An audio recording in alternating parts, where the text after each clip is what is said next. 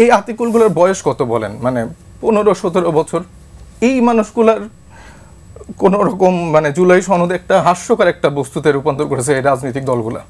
সালাউদ্দিন সাহেব যে নিজে ভারতে বসেছিল, মানে সে কিভাবে এই মানুষগুলোকে চিনল না?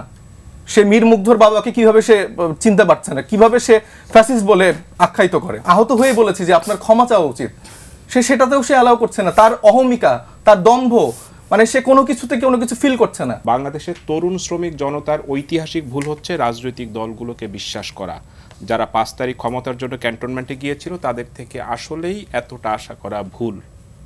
আপনারাও তো রাজনৈতিক দল, আপনাদেরকে তো বিশ্বাস করা যায়। তখনকার সময়টায় তো আসলে আমরা রাজনৈতিক দল ছিলাম না, আমরা বৈষম্য বিরোধী ছাত্র আন্দোলনের প্ল্যাটফর্মটাই আসলে কাজ করছিলাম এবং নাগরিক কমিটির একটা ফরম্যাটে বিহাইন্ড দ্য সিনে কাজ করছিলাম। মানে যাদের আমাদের ছাত্রত্ব ছিল না তারা আমরা আসলে নাগরিক কমিটির ফরম্যাটে কাজ করছিলাম, কিন্তু ওইটা পাবলিশ হয়েছিল না আর কি। তো ব্যাপারটা হয়েছে কি যে মানে আজকে গতকাল থেকে আসলে আমরা একটু মানে আশাহত হয়েছে আর কি। এবং হাসনাত আব্দুল্লাহ একটা স্ট্যাটাস, একটা ছবি ইউজ করেছে, আপনিও নিশ্চয়ই দেখেছেন, যে ডক্টর ইউনূস আসার পরে ওনার আশেপাশে সব আপনারা ছিলেন, কিন্তু জুলাই সনদের সময় আপনাদের কেউ ছিলেন না। ব্যাপারটা দেখেন যে দুটো ছবি যদি আমরা কম্পেয়ার করি, মানে এটা আপনি কিন্তু আমরা বলতে কিন্তু আমরা না, মানে ব্যক্তি সাইফ বা ব্যক্তি হাসনাত উনারা না, এটা কিন্তু একটা সিম্বলিক জায়গা থেকে যে জনসাধারণের একটা পার্টিসিপেশন।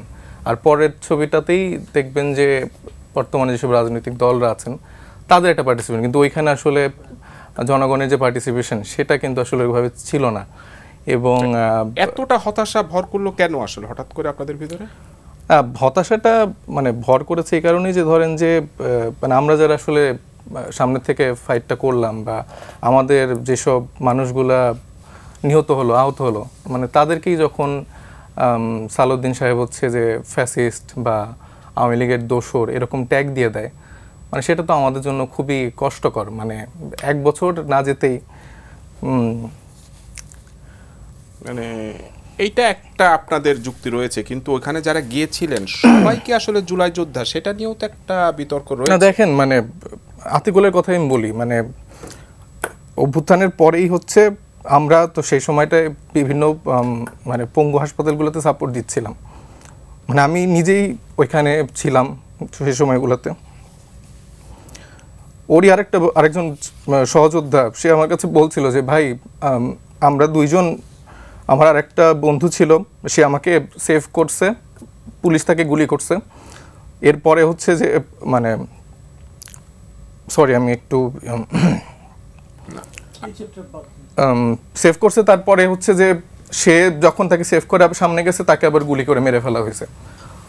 তো এই আর্টিকেলগুলোর বয়স কত বলেন? মানে 15-17 বছর। এই মানুষগুলার কোন রকম মানে জুলাই সনদে একটা হাস্যকর একটা বস্তুতে রূপান্তর করেছে এই রাজনৈতিক দলগুলা। সালাউদ্দিন সাহেব যে নিজে ভারতে বসেছিল, মানে সে কিভাবে এই মানুষগুলোকে চিনল না?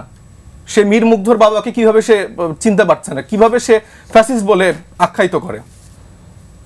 সে কিভাবে মানে ইয়ামিনের মাকে সে ফ্যাসিস্ট হিসেবে আখ্যায়িত করে? সে কিভাবে এই হাত মানে পঙ্গু হয়ে যাওয়া আতিকুল, যার বয়স সে এখনো তার কিশোর বয়সটাই পার করেনি, যে সময় সে মানে ফুটবল খেলার কথা, ক্রিকেট খেলার কথা, তার সেই হাতটাই নেই, তাকে সে হচ্ছে এরকম ফ্যাসিস্টের দোসর বলে দেয়।